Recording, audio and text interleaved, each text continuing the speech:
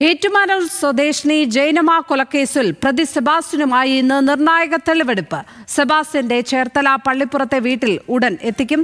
തെളിവെടുപ്പിനായി police JCB എത്തിച്ചു. വിവരങ്ങളുമായി VS Anurag ചേരുന്നു. അനുരാഗ്, സെബാസ്റ്റ്യനെ ഇന്ന് വീട്ടിലെത്തി തെളിവെടുക്കുകയാണ്. ഇയാൾ അന്വേഷണത്തോട് സഹകരിക്കുന്നുണ്ടോ? ഒപ്പം മറ്റ് ചില തിരോധാന കേസുകൾ കൂടി ഇയാളുടെ പേരിൽ സംശയിക്കപ്പെടുന്നുണ്ട്.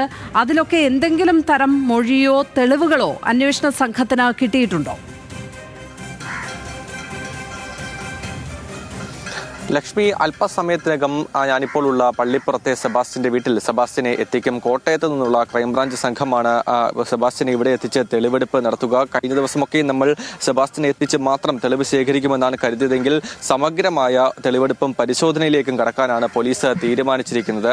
കാരണം ഇവിടെ സെബാസ്റ്റ്യനെ എത്തിക്കുന്നതിന് മുൻപ് തന്നെ മണ്ണുമാന്തി യന്ത്രവും അതിനൊപ്പം ഫയർഫോഴ്സ് സംഘം അടക്കം എത്തിയിട്ടുണ്ട്. മണ്ണുമാന്തി യന്ത്രം എത്തിയത് കഴിഞ്ഞ ദിവസം ഇവിടെ നടത്തിയ പരിശോധനയിൽ ഈ പറമ്പിൽ നിന്ന് കത്തിച്ച ശരീരത്തിന്റെ അവശിഷ്ടങ്ങൾ ലഭിച്ചിട്ടുണ്ടായിരുന്നു. അതുകൊണ്ട് തന്നെ കൂടുതൽ സ്ഥലങ്ങൾ കൂടി ഇത്തരത്തിൽ പറമ്പ് പരിശോധിക്കാനാണ് പോലീസ് തീരുമാനിച്ചിരിക്കുന്നത്. 2.25 ഏക്കറിൽ കാട് പിടിച്ച ഇടത്തെ നടുക്കാണ് ഈ വീട് സ്ഥിതി ചെയ്യുന്നത്. അതിനൊപ്പം 2 കുളങ്ങൾ, ചെറിയ മീൻ വളർത്തുന്ന കുളങ്ങളും ഒരു കിണറും ഈ പരിസരത്തുണ്ട്. അതൊക്കെയും ഉപയോഗശൂന്യമായി കിടക്കുകയാണ്. പക്ഷേ അതിലെ വെള്ളം വറ്റിച്ച് പരിശോധിക്കാൻ കൂടി ക്രൈംബ്രാഞ്ച് തീരുമാനിച്ചിട്ടുണ്ട്. അതുകൊണ്ടാണ് ഇവിടെ അഗ്നിശമന സേന കൂടി എത്തിയിട്ടുള്ളത്. അവർ മോട്ടോറും മറ്റു ഉപകരണങ്ങളുമായി എത്തിയിട്ടുണ്ട്. ഈ വെള്ളം കൂടി അവർ വറ്റിച്ച് പരിശോധിക്കുകയും ചെയ്യും.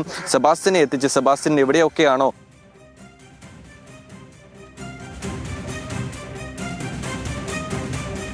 ഏറ്റുമാനൂർ സ്വദേശിനി ജൈനമ്മ കൊലക്കേസിൽ പ്രതി സെബാസ്റ്റ്യനുമായി ഇന്ന് നിർണായകമായ തെളിവെടുപ്പ് നടക്കുകയാണ്. സെബാസ്റ്റ്യന്റെ ചേർത്തല പള്ളിപ്പുറത്തെ വീട്ടിൽ ഉടൻ എത്തിക്കും. അനുരാഗ് തുടരുന്നുണ്ട്. അനുരാഗ് പറഞ്ഞോളൂ, ഇടയ്ക്കൊന്ന് ശബ്ദം ബ്രേക്കായതാണ്.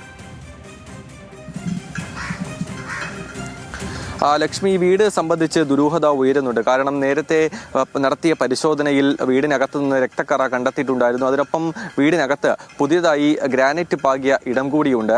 ഏതെങ്കിലും തരത്തിൽ നേരത്തെ പറഞ്ഞതുപോലെ ഏതെങ്കിലും ദൃശ്യം മോഡൽ കൊലപാതകമൊക്കെയും നടത്തിയിട്ടുണ്ടോ അടക്കമുള്ള കാര്യങ്ങൾ പോലീസിന് സംശയമുണ്ട്. അതുകൊണ്ട് തന്നെ ഈ ഗ്രാനൈറ്റ് പൊളിച്ചുള്ള പരിശോധന കൂടി നടത്തും. പക്ഷെ അത് ഇന്നുണ്ടാകുമോ എന്ന കാര്യത്തിൽ സംശയമാണ്. കാരണം അതിന് RDOയുടെ അനുവാദമൊക്കെ ലഭിക്കേണ്ടതുണ്ട്. അതിനുള്ള അപേക്ഷയൊക്കെയും പോലീസ് നേരത്തെ നൽകിയിട്ടുണ്ടായിരുന്നു. എന്തായാലും വീടിനകവും പുറവും കൃത്യമായി പരിശോധിച്ച് തെളിവ് ശേഖരിക്കാൻ തന്നെയാണ് പോലീസ് തീരുമാനിച്ചിരിക്കുന്നത്. 3 കേസുകളാണ്. അതിൽ ജൈനമ്മയുടേത് മാത്രമാണ് ഇപ്പോൾ കുറ്റസമ്മതം പ്രതി സെബാസ്റ്റ്യൻ നൽകിയിരിക്കുന്നത്. അത് കൊലപ്പെടുത്തിയതാണ് എന്ന കാര്യത്തിൽ കുറ്റസമ്മതം നടത്തിയിരിക്കുന്നു. കഴിഞ്ഞ ദിവസം ജൈനമ്മയുടെ സ്വർണം വിറ്റതും പണയം വെച്ചതുമായ ഇടങ്ങളിലെല്ലാം എത്തിച്ച് തെളിവെടുപ്പ് മറ്റ് 2 പേർക്ക്, അതായത് ചേർത്തല സ്വദേശികളായ ഐഷയുടെയും ബിന്ദു പത്മനാഭന്റെയും തിരോധാന കേസുകൾ, അത് തിരോധാന കേസുകളായി തന്നെ അന്വേഷിച്ചു വരികയാണ്. അതിൽ കുറ്റസമ്മതം എന്തായാലും സെബാസ്റ്റ്യൻ നടത്തിയിട്ടില്ല. പക്ഷേ ഈ 2 പേരും ജീവനോടെ ഇല്ല എന്നുള്ള കാര്യം പോലീസ് ഏകദേശം ഉറപ്പിച്ചു കഴിഞ്ഞു. 2 പേരുടെയും അവസാന ടവർ ലൊക്കേഷൻ ഇവിടെ തന്നെയാണ് എന്നാണ് കണ്ടെത്തിയിരിക്കുന്നത്. ജൈനമ്മയുടേതും അത് അത്തരത്തിൽ തന്നെയാണ്. ക്രൈംബ്രാഞ്ചിന്റെ പക്കൽ ഈ കേസ് എത്തിയപ്പോഴാണ് അതിലൊരു തുമ്പ് കണ്ടെത്താനായത് എന്നുള്ളതാണ്. എന്തായാലും ആദ്യഘട്ടത്തിലൊക്കെയും പോലീസിനെതിരെ വലിയ ആക്ഷേപമൊക്കെ ഉയർന്നിട്ടുണ്ടായിരുന്നു. കാരണം 2007 കാണാതായ ബിന്ദു പത്മനാഭൻ കേസാണ് ആദ്യം സെബാസ്റ്റ്യനിലേക്ക് എത്തിയത്. പക്ഷേ ഇത്രയും നാളായിട്ടും അതിൽ യാതൊരു തുമ്പും കണ്ടെത്താൻ പോലീസിന് സാധിച്ചിട്ടുണ്ടായിരുന്നില്ല. എന്തായാലും ഇനി നടക്കാൻ പോകുന്നത് നിർണായകമായ തെളിവെടുപ്പ് തന്നെയാണ്. ആലപ്പുഴയിലെയും കോട്ടയത്തെയും ക്രൈംബ്രാഞ്ച് സംഘങ്ങൾ സംയുക്തമായാണ് ഇവിടെ പരിശോധന നടത്താൻ പോകുന്നത്. അതുകൊണ്ട് തന്നെ ഈ തെളിവെടുപ്പ് ബിന്ദു പത്മനാഭൻ കേസിലും ഐഷ കേസിലും കൂടി നിർണായകമാകുമെന്ന കാര്യമാണ് നമുക്കിപ്പോൾ മനസ്സിലാക്കാൻ സാധിക്കുന്നത്. കാരണം ഇവിടെ നിന്ന് ലഭിക്കുന്ന ഏതെങ്കിലും തരത്തിൽ ഇനി ഏതെങ്കിലും ശരീരത്തിന്റെ അവശിഷ്ടം മറ്റും കിട്ടിയാൽ അത് നിർണായകമാകും. നേരത്തെ ലഭിച്ച ഈ കത്തിച്ച അസ്ഥികൂടത്തിന്റെ അവശിഷ്ടം അത് ആരുടേതാണെന്ന് ഈ ഘട്ടത്തിൽ തിരിച്ചറിഞ്ഞിട്ടില്ല. അത് DNA പരിശോധനാ ഫലം വന്നാൽ മാത്രമേ വ്യക്തമാവുകയുള്ളൂ. അതിൽ ലഭിച്ച കൃത്രിമ പല്ല് അത് ഐഷയുടേതിന് സമാനമാണ് എന്ന് കുടുംബം ഒരു സംശയം ായിരുന്നു. അത് അവരുടെ എല്ലാം സംശയമുള്ളവരുടെ എല്ലാം DNA പരിശോധന രക്തസാമ്പിളുകളൊക്കെയും ശേഖരിച്ചിട്ടുണ്ട്. DNA പരിശോധനാ ഫലം എത്രയും വേഗം ലഭ്യമാണ്.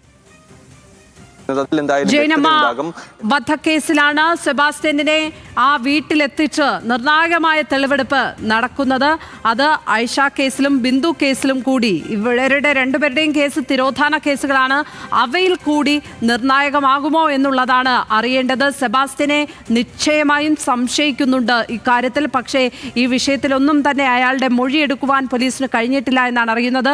അന്വേഷണവുമായി ആ രീതിയിൽ അയാൾ സഹകരിക്കുന്നില്ല.